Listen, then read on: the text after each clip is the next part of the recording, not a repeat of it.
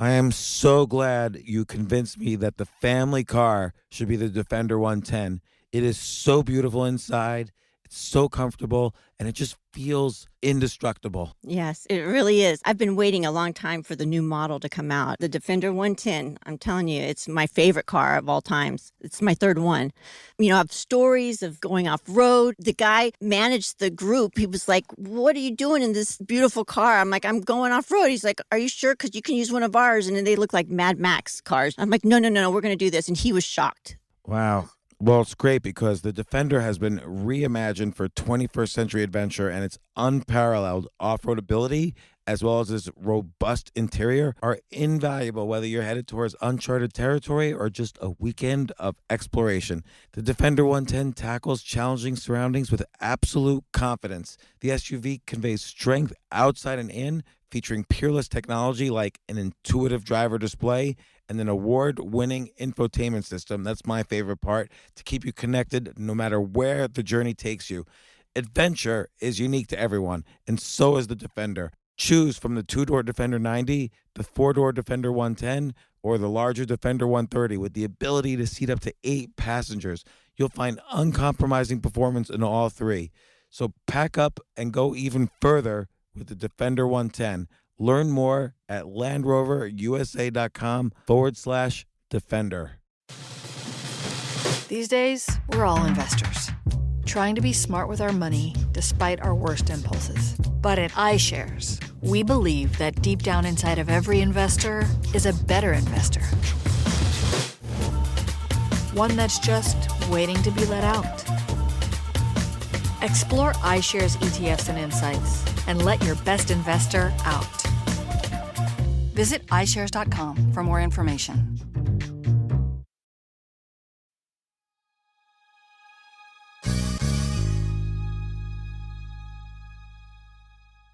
Everybody who is wondering, how the heck do I make money? How the heck do I build wealth? Should listen to this episode with Codie Sanchez.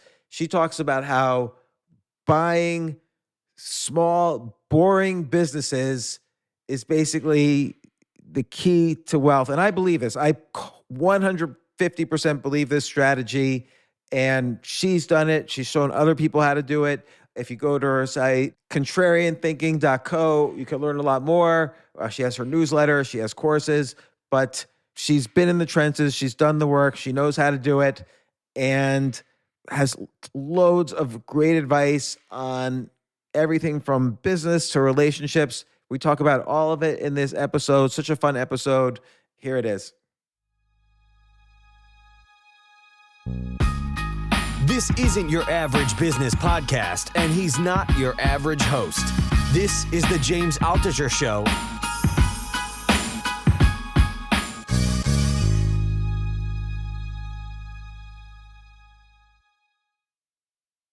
So, Codie, you've been a huge inspiration to me because I agree with everything you say about business and particularly the path. If someone just simply wants to get wealthy, there's two words you have to know: buying a healthy business and buying a boring business. So healthy and boring equals wealth. Yep, I agree. Tell me how, like, did you start out like buying like a laundromat or like or a car wash? Or like I started looking at some of the sites that you recommended in one of your newsletters, and I'm going to get back to your origin in a second, but I just want to ask you, like, I saw this one company like right near where I live right now. It's a solid dry clean operation in an affluent area, cash flow $126,000, asking price $249,000, so less than 2 times cash flow, and they've never done any advertising. So that's just, you could do advertising, they claim, to boost revenues. Yep. How would you buy that business?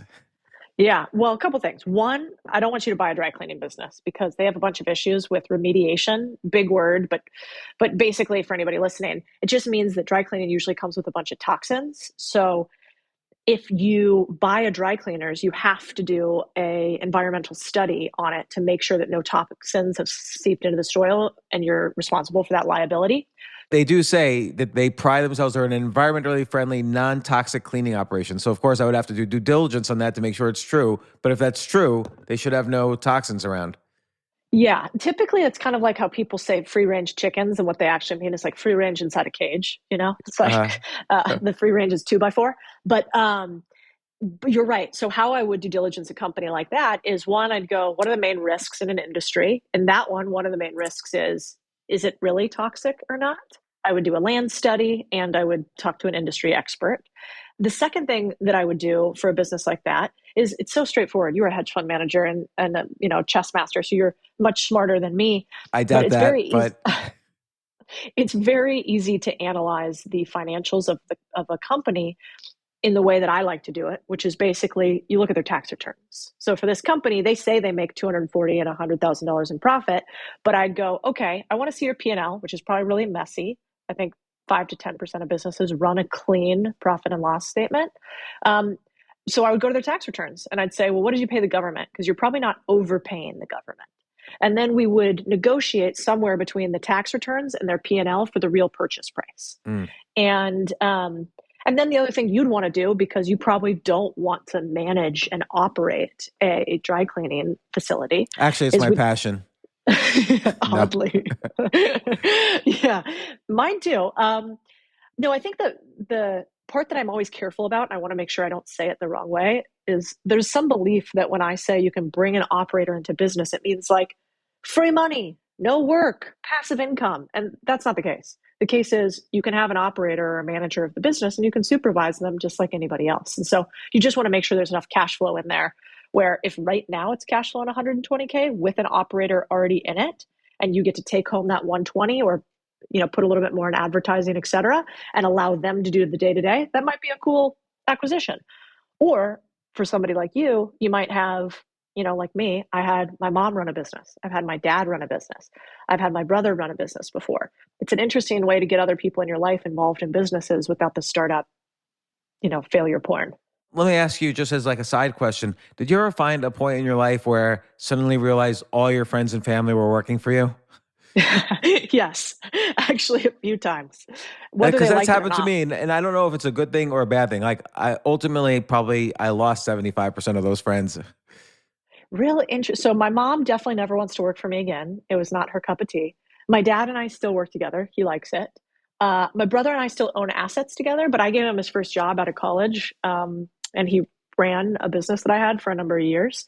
But I've also had 2 friendships implode, pretty aggressively from doing business together. One incompetence and one fraud. So it definitely doesn't come without its issues, So again, like, how did you get your start? Like, what's the Codie Sanchez origin story? What was the first business you bought?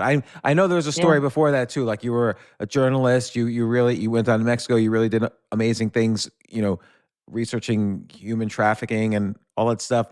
But I'm interested in business right now. Yeah. Well, the very first businesses I bought were marketplaces or consulting agencies. So I bought a company called Selling South, where basically I was working in US LATAM at the time, selling investment products. And I was like, oh, there's this little consulting business. What if I bought that, did it at the side? And I think I'm just rather unemployable. So I basically started this almost the second that I became employed. After I left Vanguard, I started doing what could be called side hustles or buying businesses. And then I bought another one called Threads Refined. That one didn't work out very well either. It was like a stylist marketplace. So wait, the very first one was what? What was it selling? It was called Selling South. And it was a consulting service for US companies, US financial firms that wanted to sell into Latin America, because that was a specialty of mine. But like, if you bought that, did you lose the consultants, or who? I would think the founder of that was the main consultant. Yeah, it was more like, actually not that dissimilar to some of the stuff that you've done. So there were newsletters at the time. So we didn't call it that. It was like industry emails, basically. Mm-hmm. And these industry emails people would pay access for. And then there weren't individual consultants. There was like a subject matter expert behind the scenes that was writing a bunch of this stuff. This person stayed on. But the idea was, I'm young and good at growing businesses. Maybe I can grow this one. And so they didn't want to leave. They just wanted to get bigger. And so I could be that for them. So how did you buy it? Like, what was the deal? So for that very first company, I ended up buying up to 75% of the company. It was a tiny transaction. We're talking less than 50K. But the idea was I'm going to buy 50K into a company that does a couple $100,000 in revenue. The guy's entire take home pay was something like 110, 120. And that business, the idea was he would continue to make a portion of that. And I would scale up to 75% equity ownership that was also distributing equity. So, it would pay me out cash on, I can't remember if we did it on a monthly or quarterly basis back then, but it started at 25%. So I was like, in the beginning, I'm just going to take 25% of top line revenue of this company. We're going to distribute it on a quarterly and monthly basis, but I'm going to help you grow this business. At the time, I had all of these big companies in Latin America that came to us, and I would tell them different things to invest in. They were called the Afores, the pensions in Latin America. And so I was like, I can get us into all these people. I can get us contracts. And so now I call these sweat equity deals. At the time, I don't even know if I thought about it as traditional business buying. I was like, I'm just going to do this little deal over here. And so that was the very first transaction that I did. And how did it go? Not very well. The business, fine. We did okay. We made a little bit of money. And then at a certain point, the guy that I reported into at the time, shout out Barry, found out that I, had this business, and it was reported. You're in finance, so you have to report any business that you have. Sure. That could be a conflict of interest to your licenses. And so I had reported it, but it just hadn't gotten to him. And so the company was fine with it. Barry wasn't fine with it. And so finally Barry was like, the thing is, we think you could move the financial markets. I'm like, Barry, this company makes like 120, like nobody's moving anything with this. And he was like, you got to pick one or the other. And I made a lot of money in finance. So I was like, all right, I'll bow out. So I ended up actually getting rid of the company, giving it back to the guy, and bailing. So that didn't work out great. And then I did Threads Refined. That also did not work out great. And then the only thing that ended up working out well for me was once I started buying what I now term boring businesses. So I bought a laundromat. It was one of my very, very first boring business transactions with an operator that had run one before. And I was traveling a lot to Chile at the time, so I couldn't be in a business very much. I was like, what business could you run without being there every single day? And I could trust an operator to not fuck it up, candidly. And so I decided on that one. And then we owned a couple of different laundromats together before finally selling. So a couple of questions on that. So laundromats are great because everybody needs to do laundry. Even in COVID, laundromats are open, and there's all sorts of services like you could deliver, or you could, when you own multiple laundromats, you can get bulk deals on buying the washing machines and detergent and so on. Yep. And location is key. But if you're buying an existing laundromat, they've already taken care of finding the location, and that's proven out by the profits and so on. Other than by buying more and then doing, back end, reducing back end costs, how can you kind of enhance the services or enhance the revenues of a laundromat? Yeah. Here's the downside with laundromats. The downside is, the biggest laundromat we've ever owned was one that did about $3 million. And that was with a company called The Fold. And I was an investor. I didn't own the whole thing.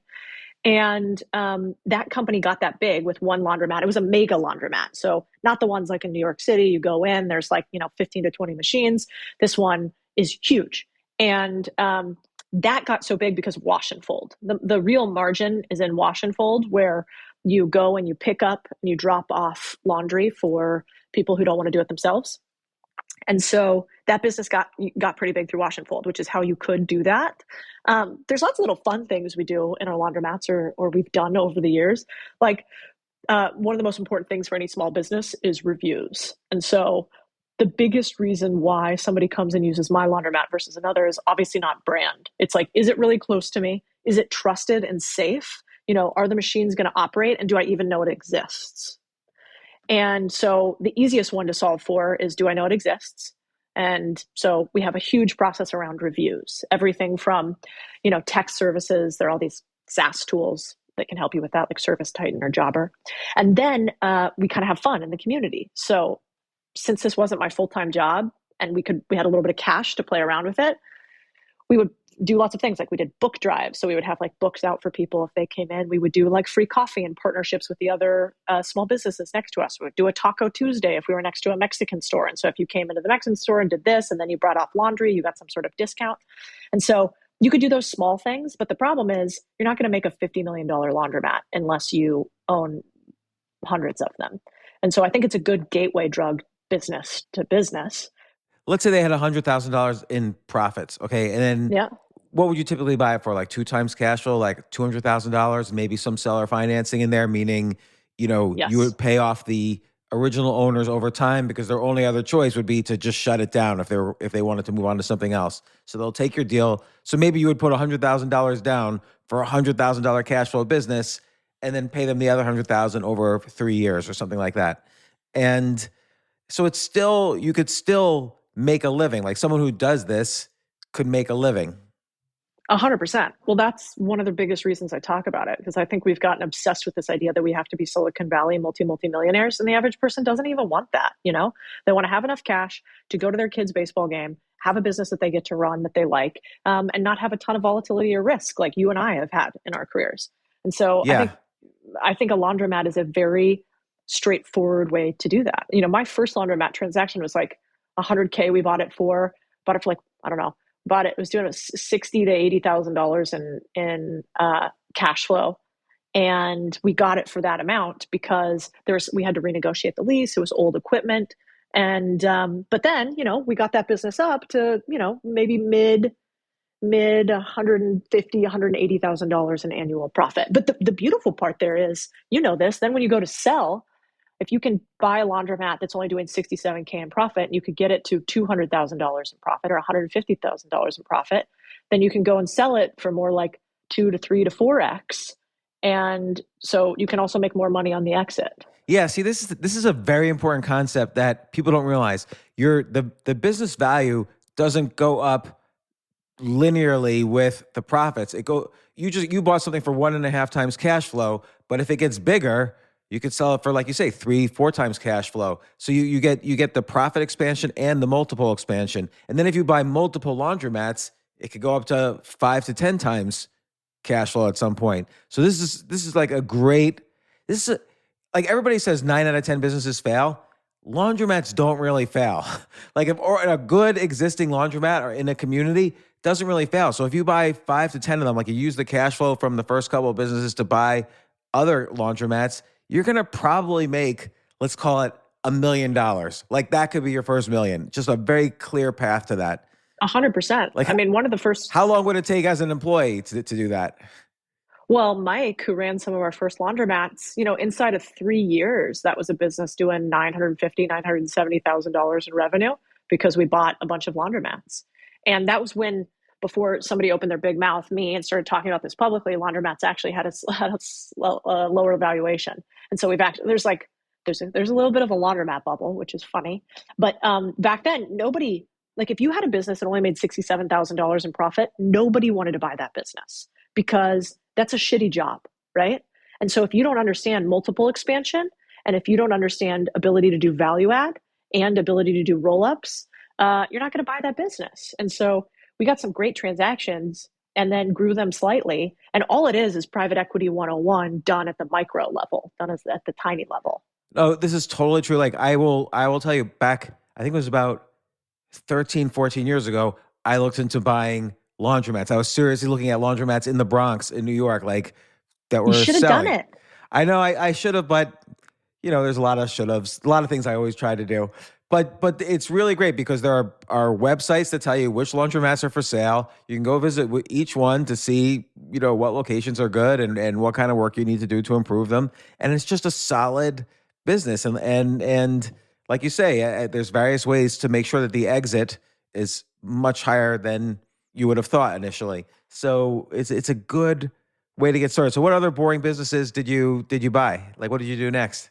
Car washes. I still own a lot of those. The car washes industry too, because there's a company called Mr. Car Wash. I don't know if you saw that public IPO, but it IPO'd for, I don't know, somebody can check my homework on the internet, billions. And the interesting part is all it is this same process, a little bit more sophistication, but basically buying multiple car washes, cleaning them up, branding them under one name, adding subscriptions, aka reoccurring revenue, adding some tech to them, increasing prices, and adding a few more higher level services. So in a laundromat, that might mean wash and fold. For a car wash, it might mean, like most of my car washes that I owned originally are what's called like single bay. They're self-serve. Maybe they're double bay, but they're also self-serve. And that means you go and you wash your own car with with the hose. And so these guys would take those and they would convert them to tunnels where you have to drive through it. And so that costs more money for a user, so they make more money. Or they would be hand car washes, and they would actually have varying services. And so one of the cool things you could do is you can go and basically look at Mr. Car Wash's financials, and you can see, what are they doing acquisitions at? Where are they buying them at what valuation? What's their value add strategy? Because it's all, it's not all, but a lot of it is public, and they report in their own earnings. And so that's what I did. Now with car washes, did COVID kind of add to the risk factor, because car washes probably didn't do too well during that year or two?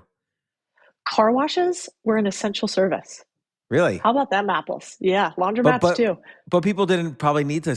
Well, I guess a lot of people were still driving, but not as many. So did people still need to? Like, there weren't as many cabs. Cabs are the biggest customers of car washes. So, like, Oh, that's did they a good still do point. as well? Well, so you have a more of an East Coast mentality there. Most of everything I've owned in this space has been West Coast. So cabs don't come into my equation. Typically, what comes into my equation for car washes, depending on what type, is like, is there some sort of outdoor activity nearby and holidays? So on the West Coast, you want to buy a car wash that's maybe located close to like the dunes or the beach or lakes or something like that. Also, if you're located next to like public fields, stuff where like moms go and drop off their kids or whatever, and then they go get car washed simultaneously. But during COVID, we didn't actually have an issue. Obviously, that first month was mayhem. Like, I thought every single business I owned was going to go bankrupt and I was going to lose everything.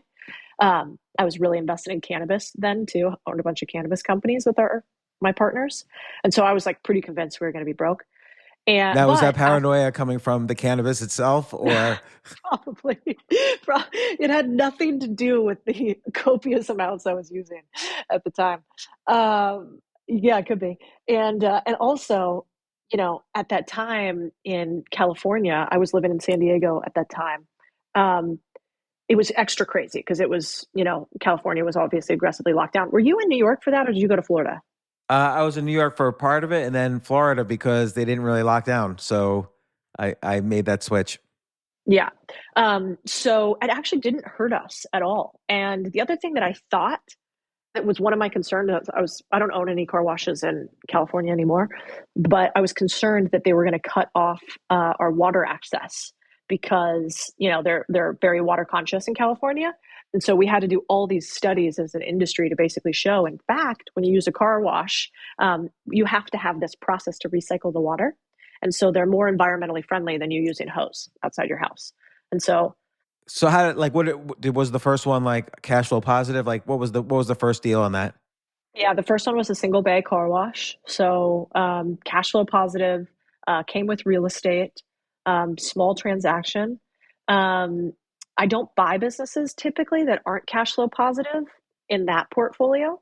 And I don't really like to fund businesses. I've never actually funded a business at a deficit for an extended period of time. So all of those were cash flow positive. Typically, those are businesses that I don't have to have an operator day to day functioning, because at the time I was still working in Latin America or traveling around a lot in finance. And so I just needed my one operator who could run a bunch of these businesses.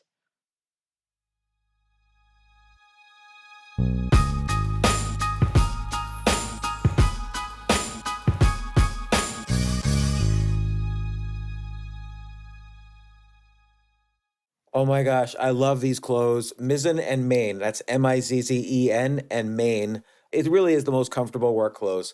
Travel clothes. I had to travel this whole week. I'm traveling for a week and a half, and I just took Mizzen and Main clothes with me. Close out 2023 in style with comfortable, breathable, packable, and machine washable pieces from Mizzen and Main. As you wrap up your year-end goals, enjoy a Mizzen and Main dress shirt that you can wear confidently. I like that they've very, very just nice, solid colors. I don't really like to get all fancy in patterns and everything, although they do have some pattern shirts, but very comfortable clothes, stretchable, pants. It's just super comfortable, but they look professional, and you can wear them casually or professionally. I like some of their flannel shirts or untuck shirts. I love untuck. I never tuck in. So again, whether you're shopping for a special someone or giving yourself the gift you really want, I just buy myself gifts. Mizzen and Main is the perfect gift for any guy who works, travels, and or cares about looking and feeling great. As you could tell by my many photos across the internet, I care about looking fantastic. I'm practically a model. And let's be honest, every guy loves to look great. So again, shop now at mizzenandmain.com and save 20% when you spend $130 or more using promo code James. That's promo code James at Mizzen and Main, Mizzen and Main.com.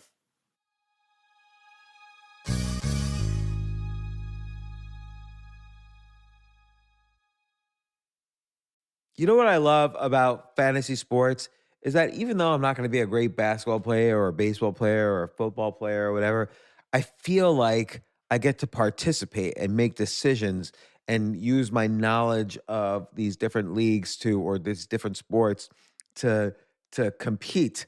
So it's like I can pick my team or I can pick my favorite players and I could use my knowledge to make predictions and maybe even make money. So with the basketball season here, you can now pick combo projections across football and basketball from the Specials League on Prize Picks. This is a league created specifically for combo projections that include two or more players from different sports or leagues. Want to play alongside some of Prize Picks' favorite players like rapper Meek Mill and comedian Andrew Schultz, who's also been a guest on this podcast, and I've been a guest on his? You can now find community plays under the promos tab of the app to view entries for some of the biggest names in the Prize Picks community each week. Look, Prize Picks even offers a reboot policy so that your entries stay in play even if one of your players gets injured. For football and basketball games, if you have a player who exits the game in the first half and does not return in the second, that player is rebooted. Prize Picks is the only daily fantasy sports platform with an injury insurance policy. What?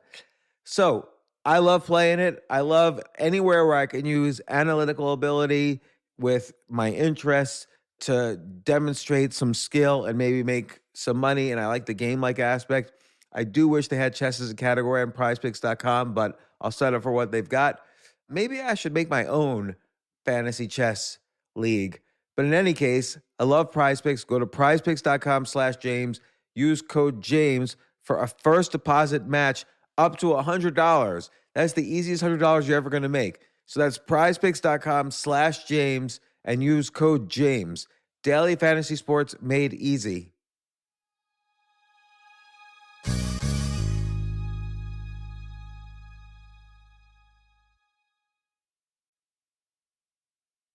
I always tell people the most important, like having a good idea is like 1% of the process. And then the rest is how do you de-risk the business? Because you just don't want to lose money. Like you want to make money. And it's so easy to lose money. And it's already hard work. Yeah, you have to. So buying a profitable business already is one way to de-risk. And of course, buying multiple businesses, ones that you don't have to spend as much time operating and all sorts of stuff. So do you still own the car washes? Are you still buying car washes? I'm still buying them. I still own a bunch of them. Most of them are located in Texas or the Southwest now. The other thing that's interesting about these businesses is, when I buy a business, one, you typically buy them and they're already profitable. You want to have like a pretty quick cash repayment period. And so, if I'm investing in venture, it's going to take me 7 to 10 years to see if I made any awful decisions or not. And in this, I really want a payback period that's like 3 to 5 years on my initial money down. And so that's actually doable because there's not that many people who know how to do these types of transactions and that are buying them. So that's interesting. And I saw a stat the other day, we should verify it, but that 39% of all small businesses that are startups, brand new, they don't fail. I thought they would fail. Most of them would fail because they they run out of cash, but it's actually just product market fit. Like they spend a bunch of time and money on something that nobody actually wants, which I've certainly done that before and felt that before. And so the biggest reason why startups fail is they never hit product market fit. The second biggest reason is they run out of cash. Then if you already find a company has product market fit, people want it, it's positive cash flowing, you've de-risked your business by like 40 to 50%. So to me, I could never make the math not work on buying businesses versus starting them, unless like this business, Contrarian Thinking, the media business, I just like it. Like it's not where I make all my money, but it's just fun. So I don't mind. The good thing with a media business is that like you don't really need any money to start it. You just need to write like an email newsletter. That's the beauty of the internet. You're not mailing anything. There's Yeah, no stamps or paper. totally. Yeah, totally. I mean, so Choose Yourself Media, which was how I named it when I started my newsletter business around 2015. We literally spent $0 starting it up. I already had a free email list from my writing, and now I was just going to start charging for like a higher end version dealing with just like stocks and finance. And just the first year, it was millions in revenue and not that much in expenses. I totally agree. And the cool part is it's actually just a funnel for everything else that you want to do. So you're an investor, you've invested in a ton of stuff, me too. And now, if I want to raise capital, which I usually just raise from my own stuff, except we have a small venture fund, but I can do it for my audience, which is really cool. If I want deals, I get them all from my audience. If I want to sell a company, the last laundromats we sold came from somebody in my audience that ended up wanting to buy them. So it becomes this virtuous circle that just makes a lot of sense to me. Have you considered doing like you said, rolling up laundromats is private equity 101. Have you considered doing like a small private equity fund focusing on roll-ups of boring businesses? Yeah, I mean, we have it's called Main Street Holding Company, and that's my family office holding company that owns a bunch of these businesses individually. I just, you remember what it's like to have investors. I played that game for like 13 years, and I ran a business and grew it to $1 billion in assets under management at First Trust. It's like having 1,000 bosses, Yeah, it's unpleasant, and they're all nasty. And if the market's tough, you don't sleep, and yeah, investors aren't nice by trade because contrary to what people think about people on the internet, you can say whatever you want and make a ton of money, and you can not be right and you can make a ton of money. If you're not right in investing, you go out of fucking business. Like it doesn't, so you have to be right and you have to be mean. And at a certain point I was just like, oh God, I don't want to raise another fund. I've had like 5 different fund families that I've either run myself or run with partners. And so maybe one day, but no, right now I just say no to money, which is also somehow painful. But I'd rather do smaller amounts myself, which is also why I like boring businesses, because, we have a SaaS company we're working on. It's going to cost me a lot of money to build. But when I go buy some of these laundromats, I mean, I use a line of credit on the cash we have or the businesses that we run, plus seller financing, plus some amount down, and you're like off to the races. So what's another example of like a boring industry that you would like that you either played around in or you would like to play around in? Yeah, well, now I kind of have I have two portfolios that I think are interesting. So I always like to play this game. We should play it with you. One is what I call media accelerated companies. So those are like, hi, I'm James Altucher. I have all these books. I have, my email newsletter. I have this podcast. And so one of the other early acquisitions I did was a podcast production company. At the time, I was running a private equity fund with some partners, and a bunch of our companies had podcasts. And so I ended up getting to know this guy who ran this thing called Strike Fire Productions. And I was like, dude, I could 10x your business right now. Why don't you let me invest some de minimis amount in your company? And I want to own part of it, and you can service all of our vendors. And so I basically removed a liability and turned it into an asset. So I am increasingly doing more of those. Like, we own car washes, so I invested in a car wash software business. Same with like auto mechanics and auto mechanic service business. And then in the boring business side, which are the ones that we own like 100% outright, I really like mobile home parks and RV parks. I'm trying to own more of those. Oh, it's very funny because I just I invested in a roll-up FG Communities, which is rolling up mobile home communities, and it's a great business. The biggest investor in that industry is a young man named Warren Buffett. So yeah, exactly. And he loved, because it's a recession-proof industry, because if anything, it benefits from a recession. And a lot of people just in general, after that, baby boomers are getting older. When they retire, they downsize, and so you're getting it from all directions, and it's it's a very captive industry. Like once you move into your mobile home, it's not like you can't drive it away. Really, it's not really mobile, and It's true. it's a great roll up business. Yeah, I really like mobile home parks for all those reasons. And also because like the world is full of a lot of NIMBYs, like not in my backyard. And so it's actually hard to create new mobile home parks. There's a bunch of licenses. They don't want a lot of them to be created. So it's a constrained market. Plus they're usually not very big. They're not efficient. Like New York City, you can have a high rise that's 50, 100 floors, and you can have thousands of units. Having thousands of units in a mobile home park would be giant. They're just not efficient that way. And so because of that, it's a little bit harder for the really big companies to go and buy the smaller ones and get scale. There's not even a great mobile home park property management company because again, you can't have the scale of thousands of units and like such density. So I like that business. When I do those deals, I do it with a couple of friends of mine because I'm not a mobile home park expert, but I want to own more of those. And the same thing with RV parks too. I also think RV parks are interesting because they're like a land hold. So if in Austin, Texas, for instance, if we want to own land somewhere, but we want it to cash flow in the interim, but we don't want to spend that much money on building something out, it's not that expensive to build out an RV park infrastructure.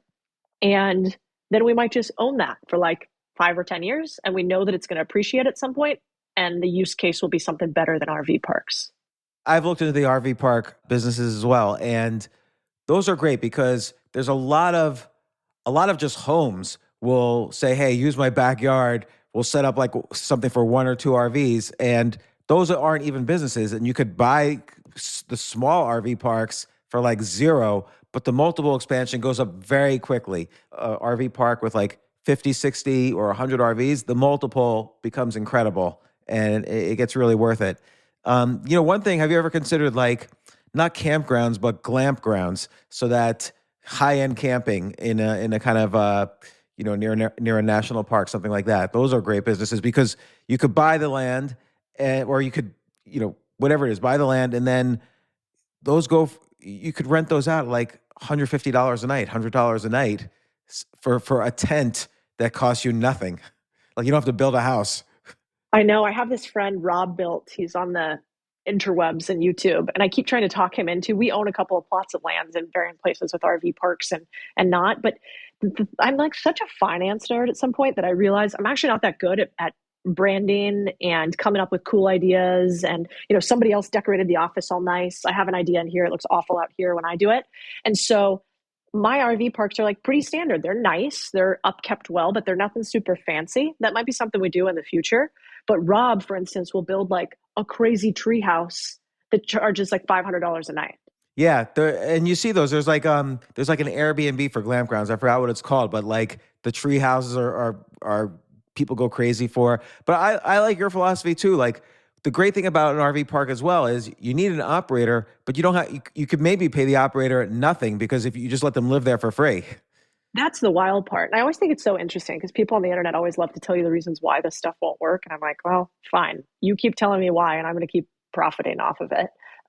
But the thing about mobile home parks and RV parks is you're exactly right. There's like 3 reasons why the operators come in. 1, they don't pay rent, so you give them free rent. 2, they make a de minimis amount of money depending on size of the location. Typically, now as you get bigger, this changes. And then 3, they actually want to pick their neighbors. So like one of the big benefits is they screen everybody who comes in. So, they're like, no, you can have this location, you can have that, we're going to do this, and they basically use us to sort of add value adds to their land where all their buddies live. And the other thing is you don't have to build their house for them. They just pull up in their RV and park, and then that's it. Like I compare that to like all the people who go tens of millions of dollars in debt, buy land to do housing development without knowing. They're not going to know for years if there's really a market for these houses. And that seems like you've taken on maximum risk. Now, real estate as an industry has de-risked itself in a variety of ways, but the RV park thing, there's like almost 0 risk, particularly if you're buying on an existing business that already has RVs on it. Yeah, I think you're right. I mean, I don't really like debt a ton, which doesn't make sense for a private equity investor, but like when it's for me, myself, I don't want any investment to be able to take me out at any point. That keeps me up at night. And so what I like about these kind of investments is they're not very CapEx heavy. You're right. Like, you don't have to build out hundreds of millions of dollars in order to do this and raise hundreds of millions of dollars in order to do it. And I like your approach of building ancillary, maybe slightly riskier, let's say software businesses around the industries that you're rolling up. So for instance, you could imagine with RV parks, there's a variety of services you could provide to the RVs on your land that could turn into businesses, whether it's laundromats or car washes or whatever. Then there's software for RV parks in general, like scheduling and booking and so on that you could provide.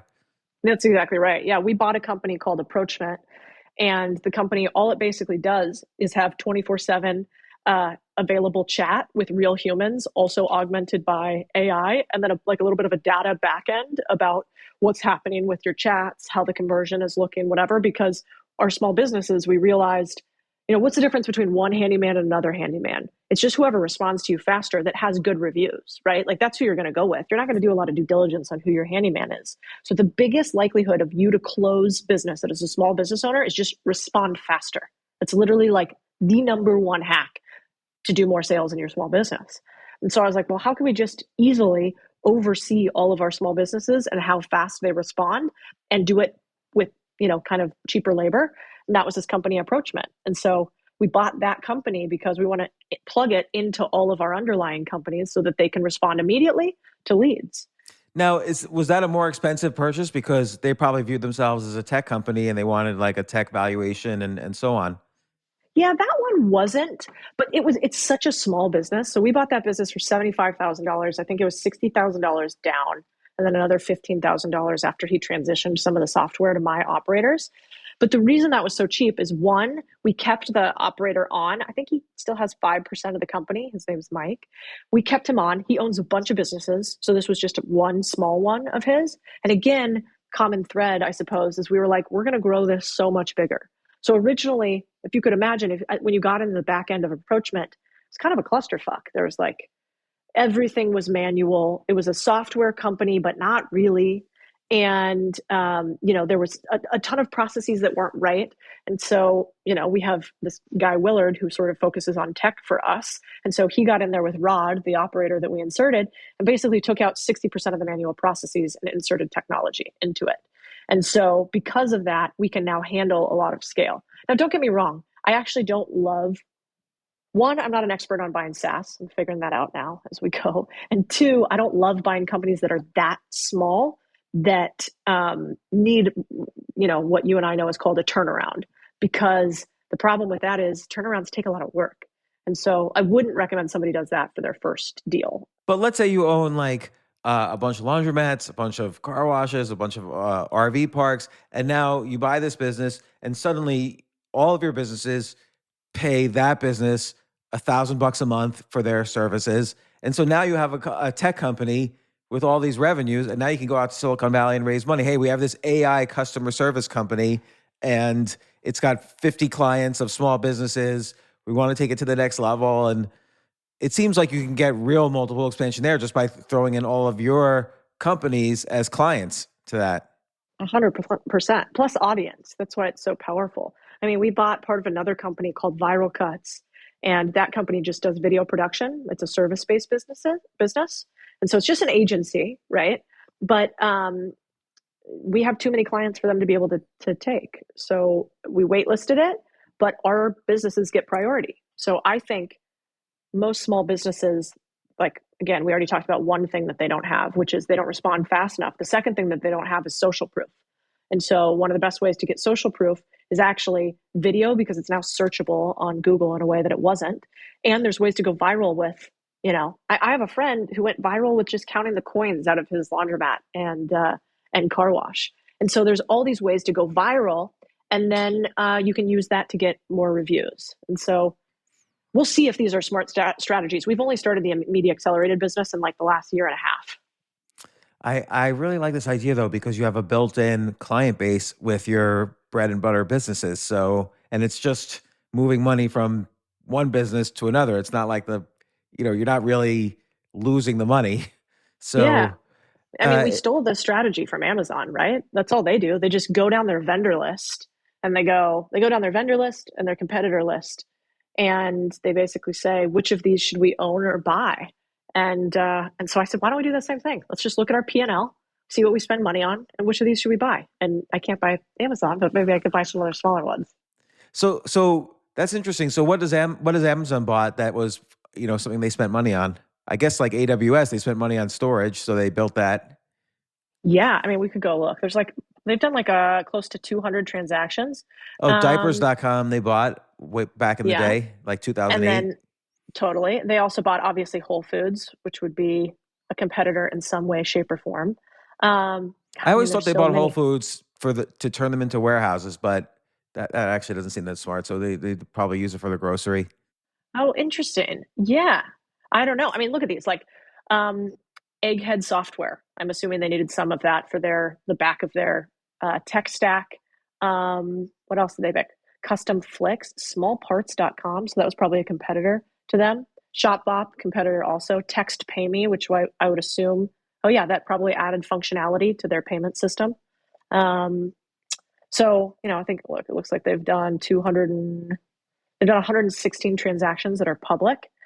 But I bet if we looked at a diagram of like horizontal transactions, vertical transactions, so competitive transactions or, increase in each client's LTV, there's probably a mixture of both.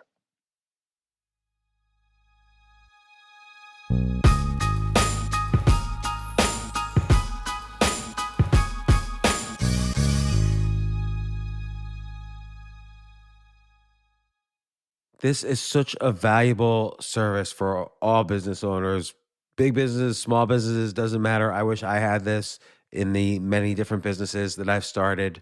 Sometimes it seems like your business is humming, but then suddenly you don't understand it. You're starting to fall behind. You're not understanding where your costs are, where your revenues are, where your payments are. Teams are buried in all sorts of like BS work, and you can't seem to close the books. So you need like one dashboard, one source of truth. I'm jealous of this business, NetSuite from Oracle, of course, NetSuite by Oracle. I wish I'd come up with this idea. It's a brilliant concept to have all your business intelligence on one dashboard. This is why you need to know these three numbers: 37,000, 25, and 1. So 37,000, that's the number of businesses which have upgraded to NetSuite by Oracle. NetSuite is the #1 cloud financial system, streamlining accounting, financial management, inventory, HR, and more. 25. NetSuite turns 25 this year. That's 25 years of helping businesses do more with less, close their books in days, not weeks, and drive down costs. 1, because your business is one of a kind. So you get a customized solution for all of your key performance indicators, your KPIs, in one efficient system with one source of truth. Manage risk, get reliable forecasts, and improve margins. Everything you need to grow all in one place.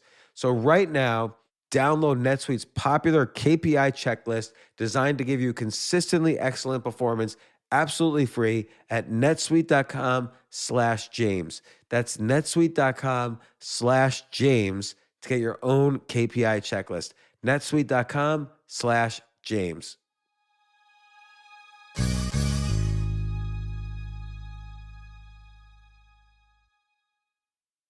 The future of learning is definitely online. Like, it's such BS that you have to spend $200,000 or take $200,000 in loans and go to some fancy school when it's useless. It doesn't guarantee you a job.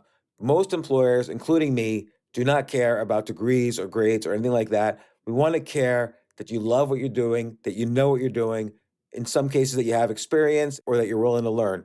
But people in general love learning and are curious. Like, the key to success is curiosity. And I think masterclass.com is the perfect model for online learning. I'm really happy they're sponsoring this episode. If you're going to give a gift, give the gift of learning. Masterclass makes a meaningful gift this season for you and anyone on your list, because both of you can learn from the best to become your best, from leadership to effective communication to cooking.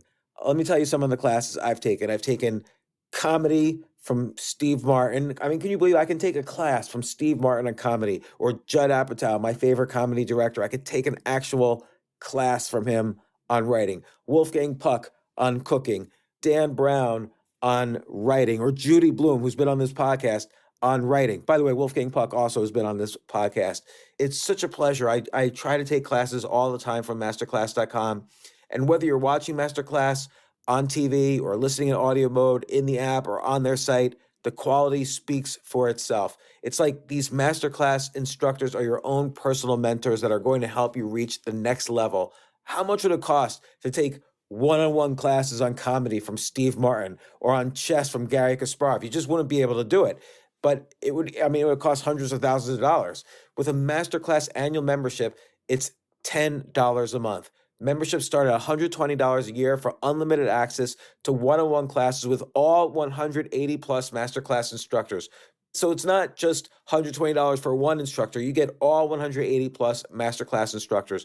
Boost your confidence and find practical takeaways you can apply to your life and at work. And if you own a business or are a team leader, use Masterclass to empower and create future-ready employees and leaders. That's the real education in today's world. So this holiday season, you can give one annual membership and get one free at masterclass.com/JAS. JAS, of course, stands for the James Altucher Show. So right now you can get 2 memberships for the price of one at masterclass.com/JAS. Masterclass.com/JAS. Offer terms apply.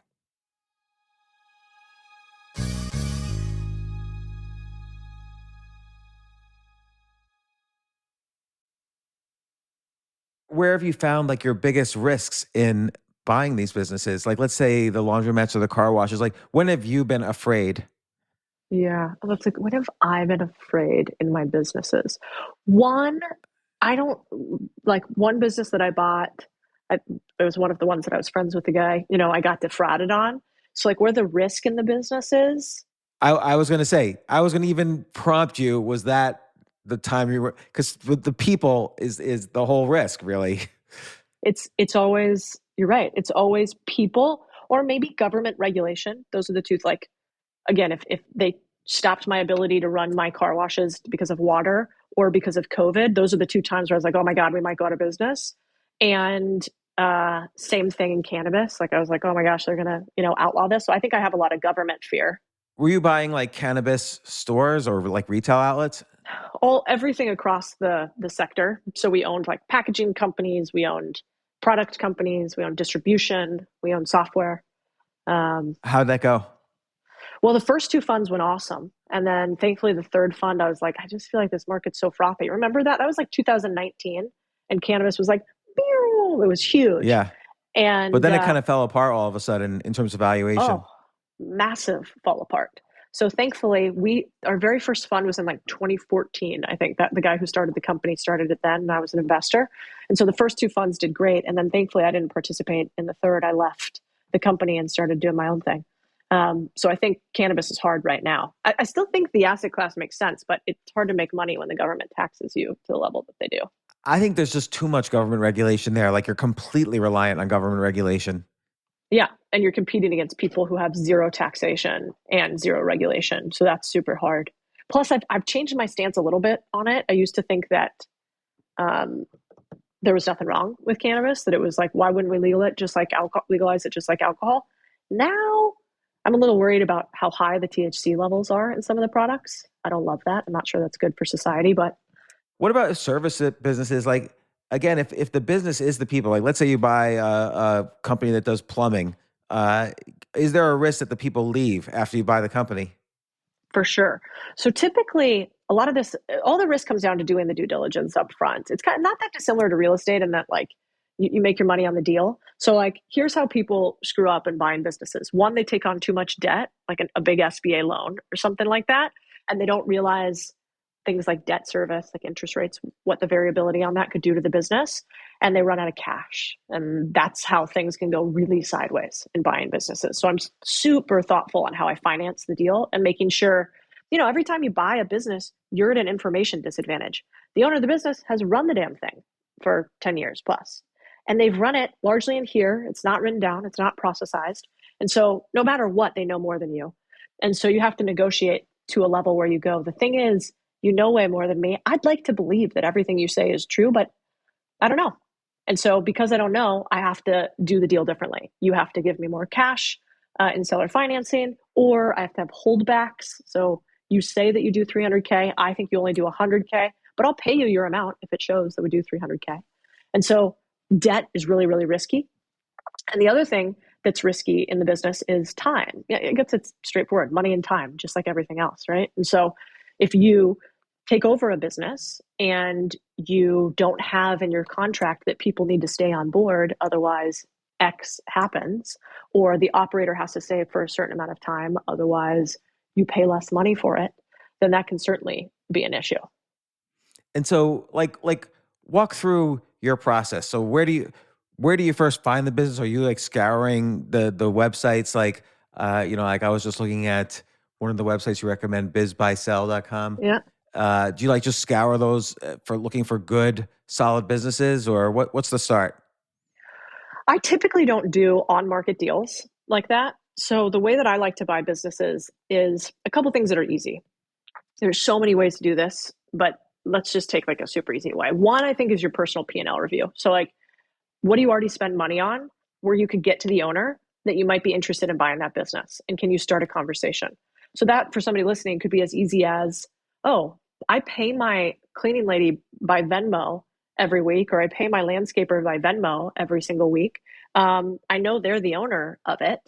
I wonder if I started talking about how much money they make and is it a business or is it just a job? Could I buy something really tiny like that? And then the next level would be you do the same thing for your credit card. Like, what else do I spend on that I don't realize that I could get to the owner? And then the third level from that is usually every time, like if you were with me, it would probably annoy you at some point. Every time I go into a small business, anywhere, it's kind of like, it's just, a habit now.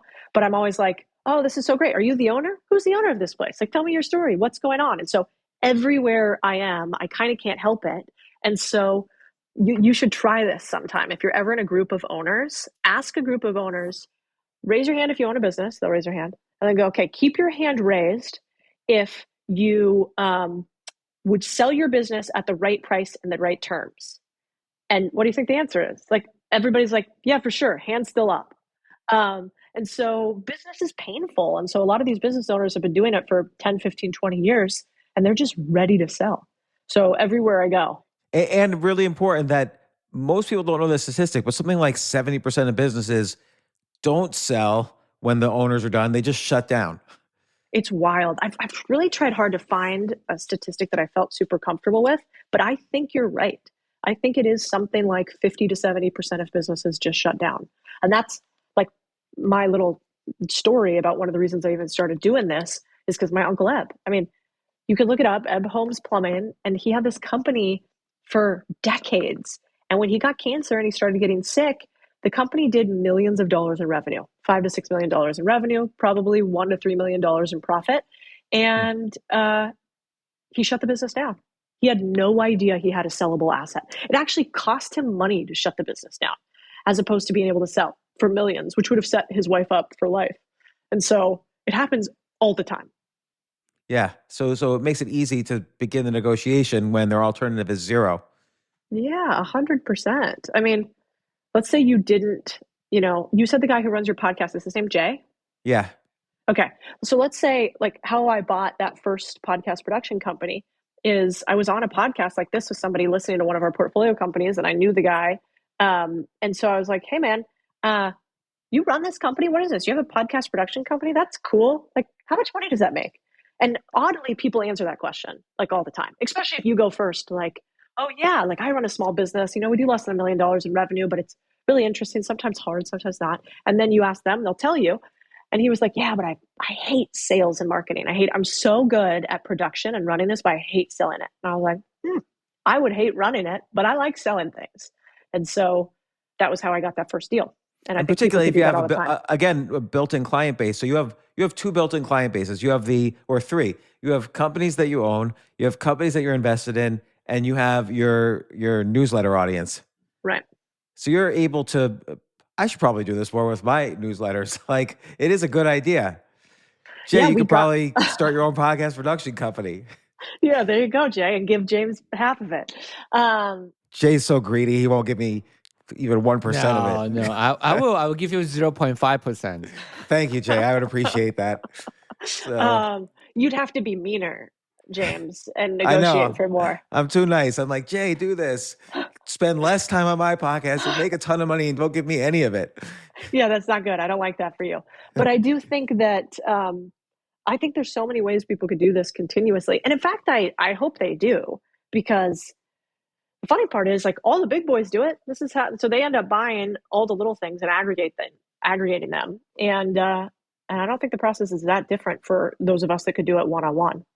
No, I always think the best and safest business model to get wealthy is the roll-up strategy. The idea of picking an industry that's already profitable and just buying up as many things as possible without screwing it up somehow, and then flipping it, just taking advantage of that bigger multiple as you grow and flipping it. Like, there's so many private equity funds that have made billions this way, as opposed to taking like massive risk in VC style investments, which is very, very difficult. And like you say, you don't know for like 8 to sometimes 15 years whether it's going to pay off or not. And it could be a very lucrative way to make money, but it's much more difficult, and you have to wait a lot longer to see before you see cash flow. Yeah, and I was never like an idea machine like you. So I was kind of like, I worked in corporate, I worked in finance for a long time. I never had something that I thought this thing needs to exist in the world. And I was too big of a wuss to do it. I liked my paycheck. I didn't want to sleep on a couch. I wanted a nice house. Like, I just didn't have that risk thing in me. And my parents, immigrants, they're like, what are you talking about? Leave Goldman? You an idiot? And so What were you doing for this. Goldman? Well, when I left Goldman, I was working on PEP. I don't remember if you remember that, the private equity product that they had. And I was trying to figure out, that was 2009, and I was a little peon. I was an analyst at the time. And I was trying to figure out, what do I want to do? Like, there's no deals happening because Goldman's like, we're getting trials every single day. That was when they were going to testify before Congress. And I was trying to figure out, well, what do I want to do? Do I want to go and do I want to build out and go be more of this private equity side? Do I want to stay in investment banking? Do I want to go into the asset management division? Do I want to go into institutional sales? And so eventually I only ended up staying at Goldman for 2 years, just shy, because one, it's just a hard place to work for sure. So I was a little bit over that after a while. And two, I was worried the firm, wasn't going to make it. And they were cutting off everybody. I mean, I think they fire 20% every year, but that year they accelerated it all. So a bunch of my colleagues got, fired with the boxes and security sort of real time. And all this sort of brings into question, like, what should one do with one's life? Like, everybody thinks, oh, I love baseball, so I should do something with baseball, or, and make a living with it. I should pursue my passion and monetize it.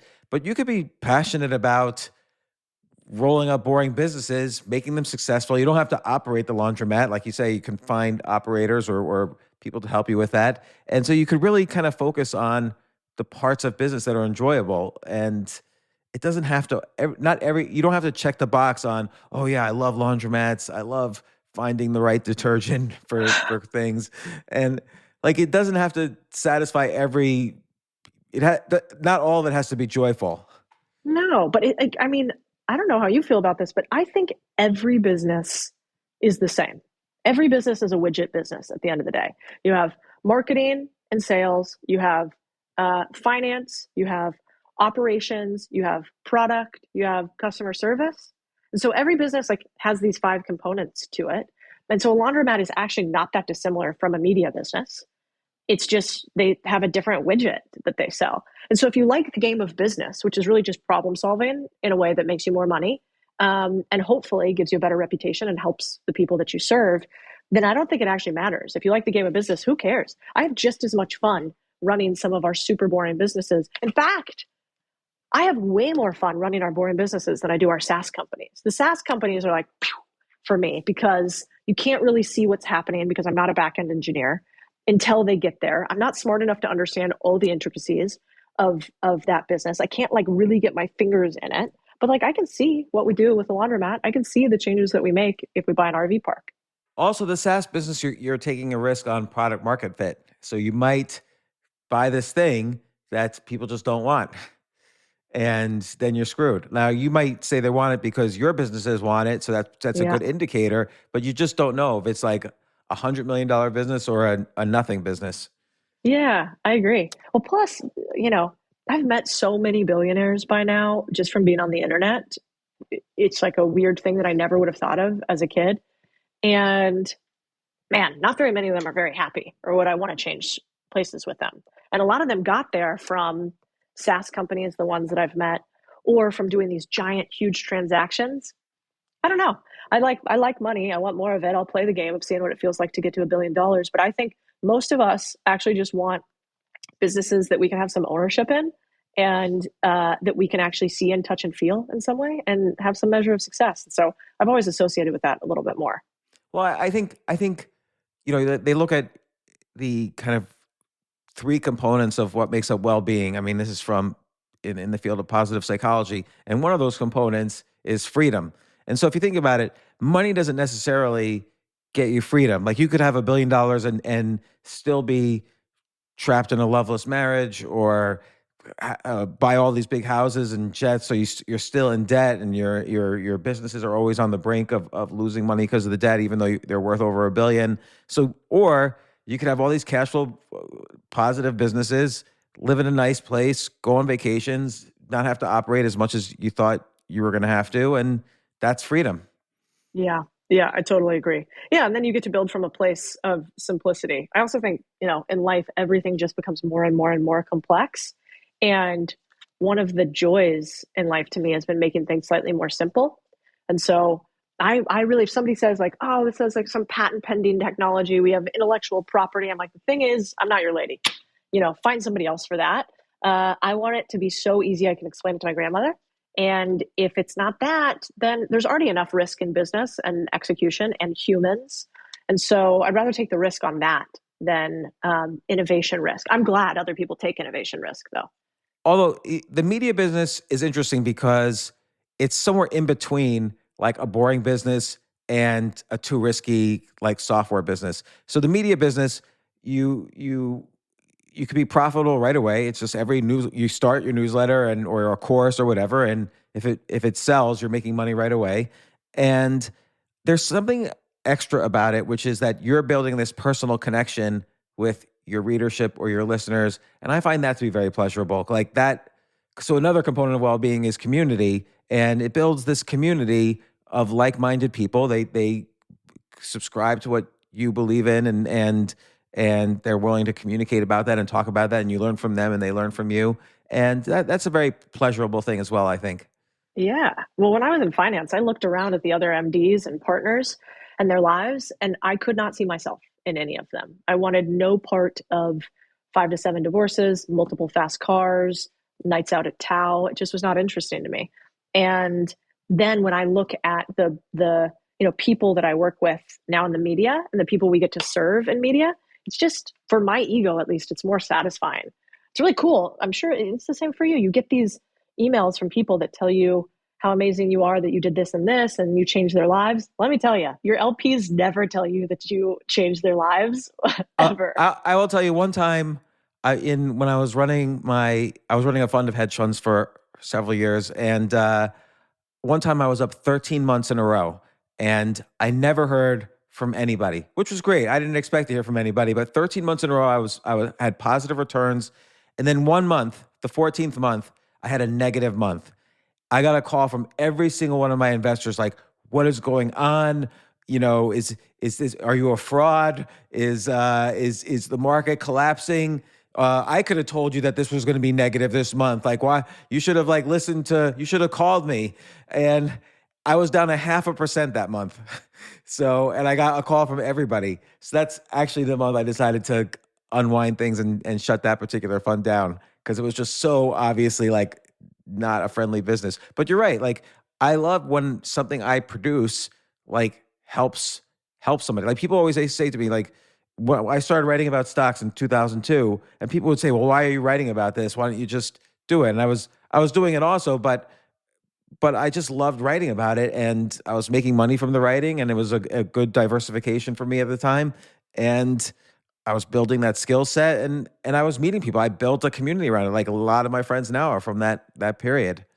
Yeah, well, I think you probably know this already, but like for a lot of us in finance, it was super looked down upon to even ever talk publicly about what you were doing. And I remember when you were writing that stuff originally, I was still in finance at the time, and you know, like I think we had to run our tweets and LinkedIn posts past compliance. Like we couldn't post anything anywhere. And this idea that we would share our homework was so frowned upon. And people kind of thought, oh God, if you talk about it publicly, you must not be very good at doing it. And so I internalized that.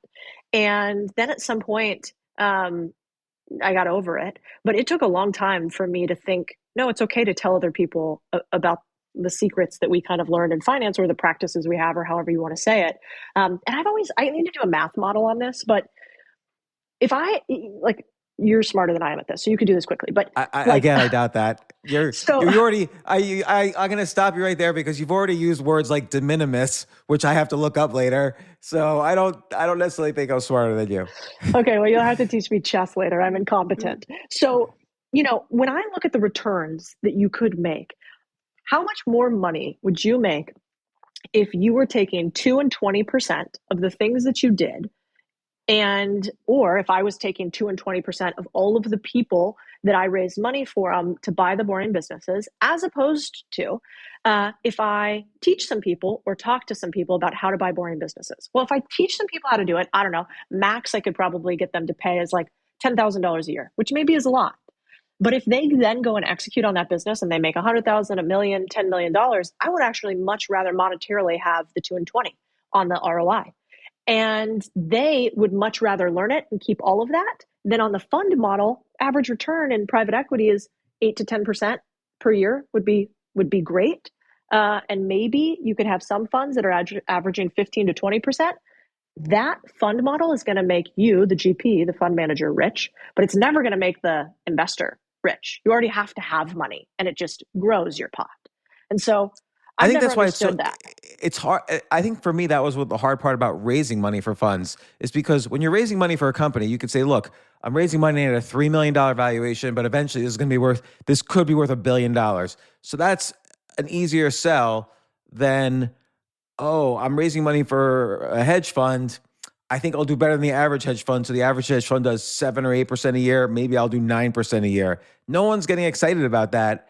I can never really figure out how people raise like billions of dollars in a hedge fund. And then you look at the big hedge funds. What do they own? They own Microsoft, Amazon, Exxon.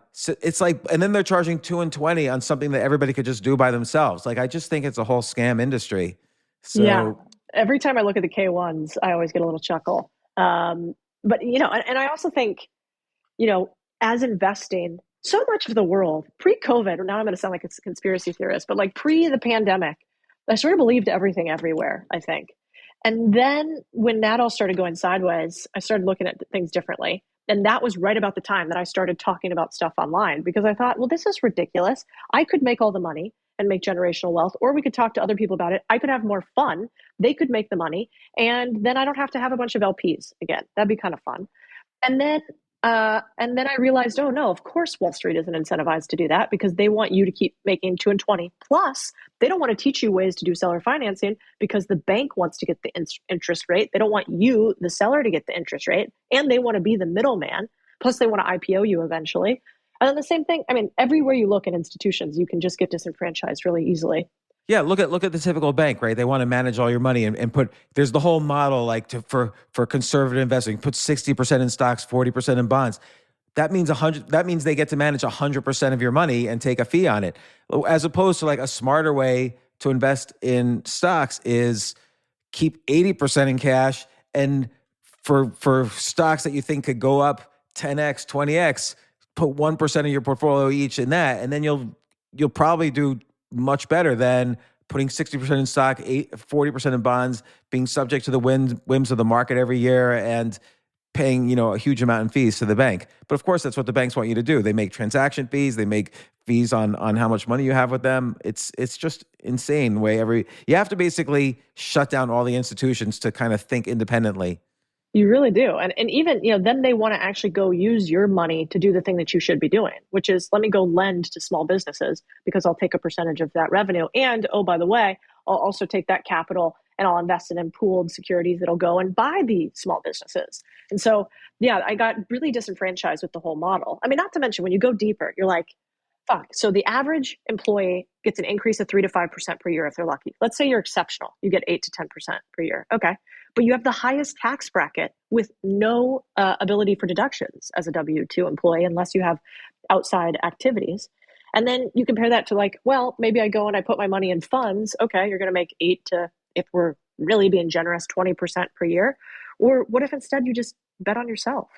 And your whole book was about that. It's like, why don't you instead invest some money? Maybe you keep 80% of it in cash, and that 20%, go buy a business, go build a business, and bet on yourself with that cash instead.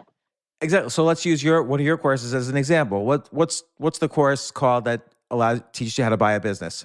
It's called Contrarian Thinking. So okay, how much does that course cost? Costs $2,000. So you could basically invest $2,000 in yourself by taking this course, and then try to buy one business for $50,000, which has, let's say, $40,000 in cash flow. You run that for a couple of years, you're going to make much more than the $2,000 you invest. You can make hundreds of percent more. In a kind of a worst case scenario, you're going to make hundreds of percent more than you invested. And why not invest in yourself? So there's a time aspect, but not as much time as you think once you get used to doing things like that. And once you get used to invest, like if you buy a camera for $1,000 and have one friend with a wedding who wants you to shoot the photos, you just made 100% on your money.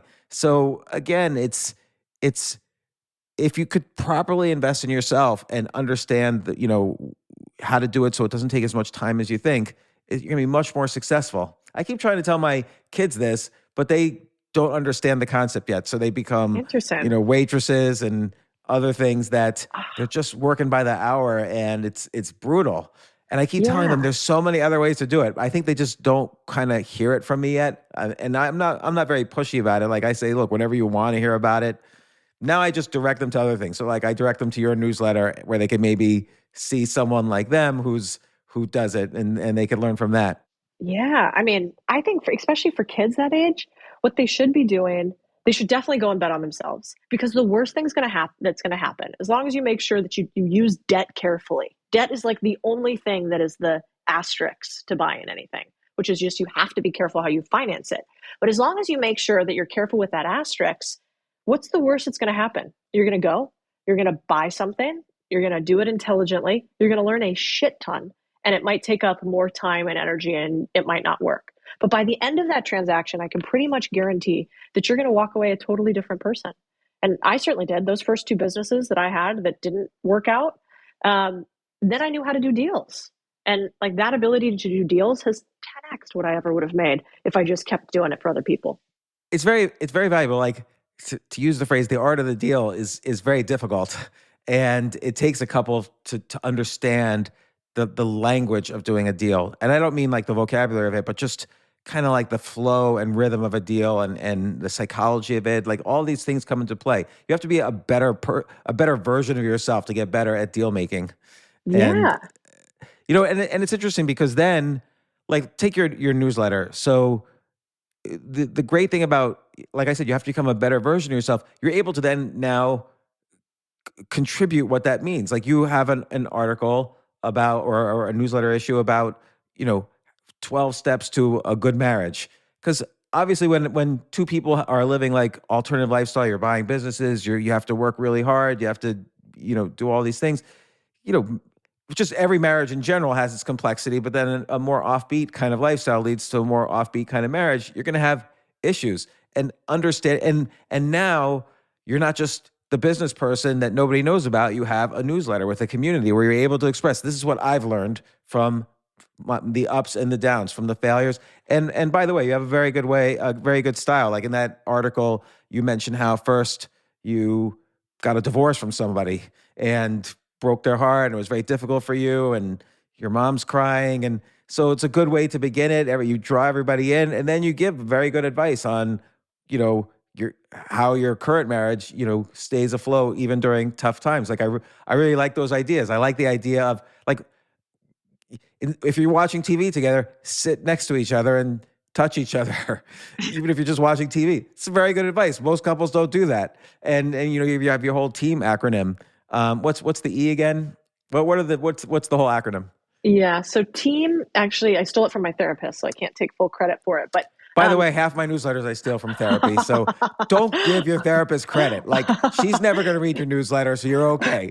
That's true. And I do pay her. But it's touch. So at the end of the day, basically team is this. The idea is I fucked up a marriage before, takes two to tango, but it didn't work out. It was super painful. It's really expensive. I don't want to do it again. And I think like people should be more honest about that. I'm not saying I'm some sort of therapy rock star. I'm not. This just works for us. But it starts with touch. So basically at the end of every day, we get together, my husband and I, for a few minutes. Maybe we have a glass of wine or whatever. We hang out. Maybe we're holding hands, or I'm kind of sitting next to him. And that's important because you got to remember you're not roommates. And then second is E for education, which means instead of just going, how's your day, honey? Great. How's yours? Okay, cool.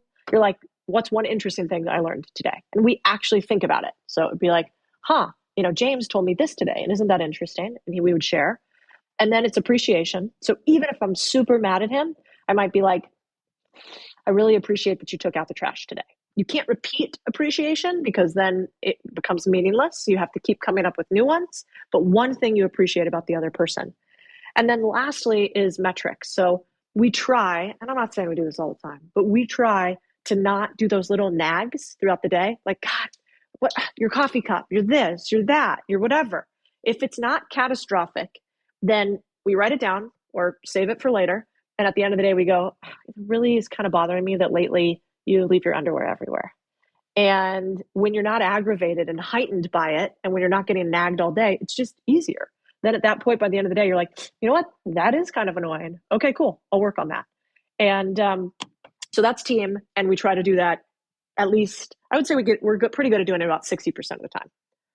And see, not only is that great advice, but it's great that you have found a vehicle to express it and readers who will listen to it. Like, that's really the benefit of the media business. You've built this expertise on business, but now you're able to basically share your life with people who want to hear about it. They don't want to just hear about, okay, I want to buy which laundromats today should I buy?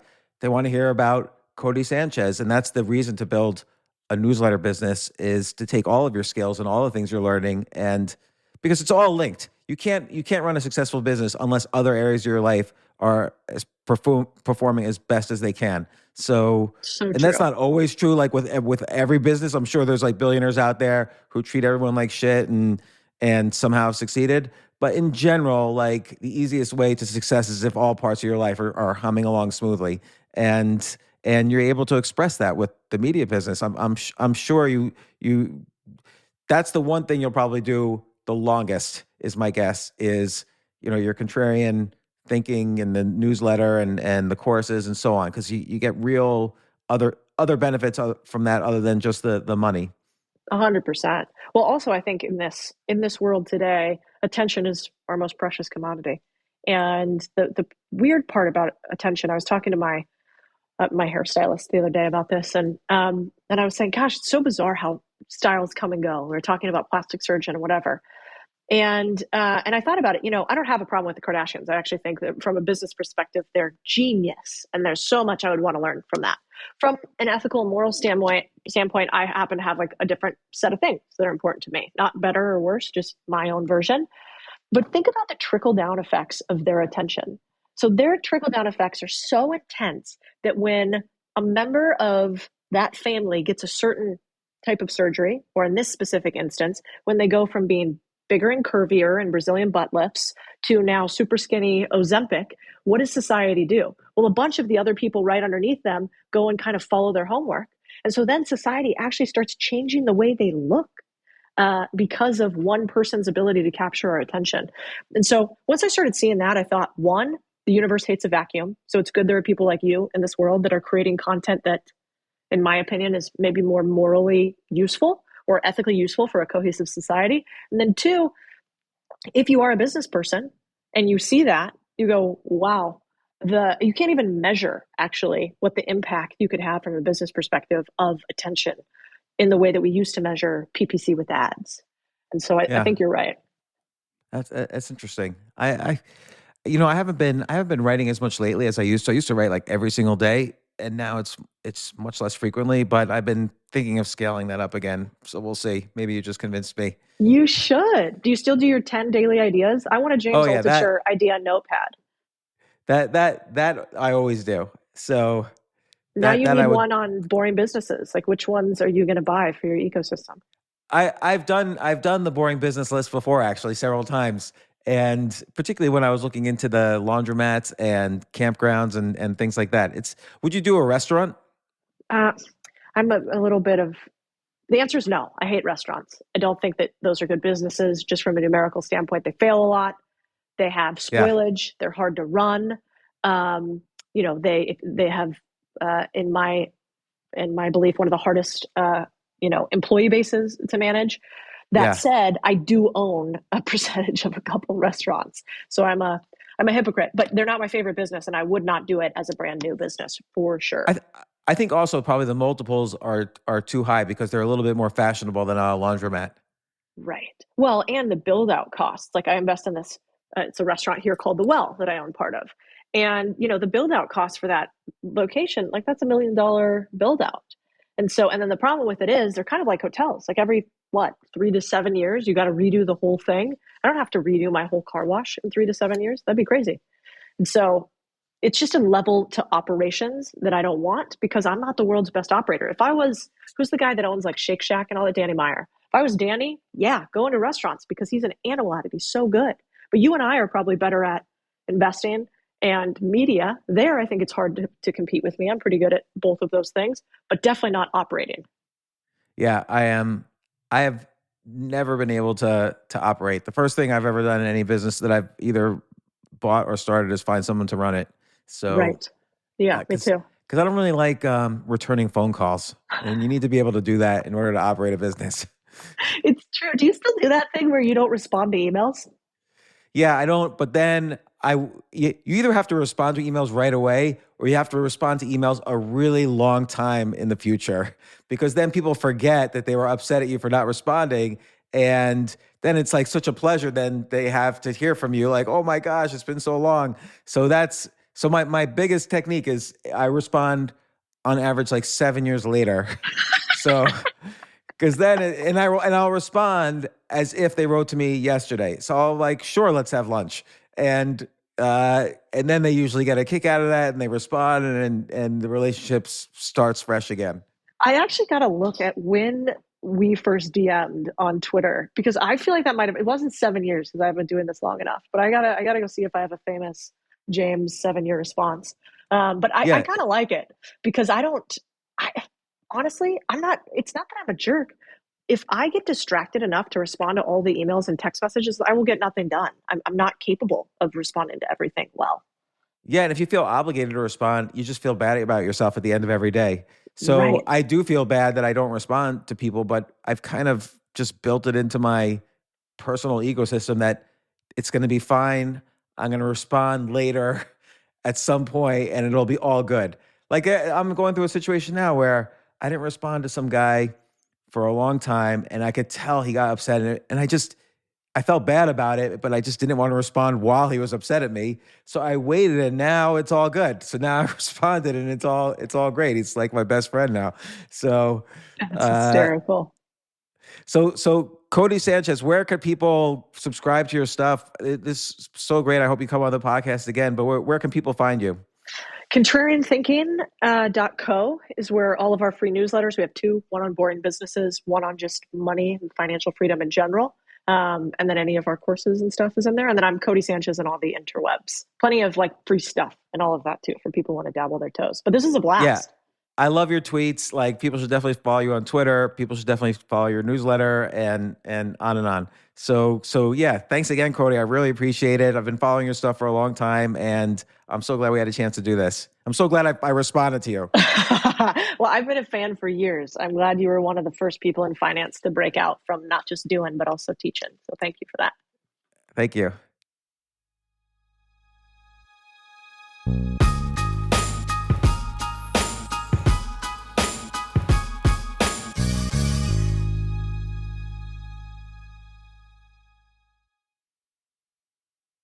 GNC has the weight loss solutions you've been looking for, with no prescriptions, no sky-high costs, and no hassle. Hunger-satisfying, high-protein Total Lean Lean Shake 25 can help you feel fuller longer. And SlimVance XP is clinically shown to help you shed pounds fast. See results in just 2 weeks. Try one or try them together. Start your weight loss journey today by visiting your local GNC. Or just pick up your phone and go to gnc.com. We're here to help you lose weight. These statements have not been evaluated by the Food and Drug Administration. This product is not intended to diagnose, treat, cure, or prevent any disease.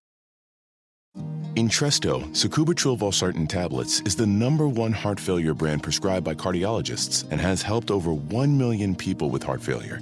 It's a prescription medicine that treats adults with long-lasting chronic heart failure and works better when the heart cannot pump a normal amount of blood to the body. Don't take Entresto if pregnant. It can cause harm or death to an unborn baby. Don't take Entresto with an ACE inhibitor or aliskiren, or if you've had angioedema with an ACE or ARB. Don't take with aliskiren or within 36 hours of taking an ACE inhibitor. The most serious side effects are angioedema, low blood pressure, kidney problems, or high blood potassium. Angioedema is swelling of your face, lips, tongue, and throat that may cause death. If it causes difficulty breathing, get emergency help. Ask your doctor about Entresto. To learn more, visit support.entresto.com or call 833-446-6699. For pricing, visit Entresto.com/cost. If you can't afford your medication, Novartis may be able to help.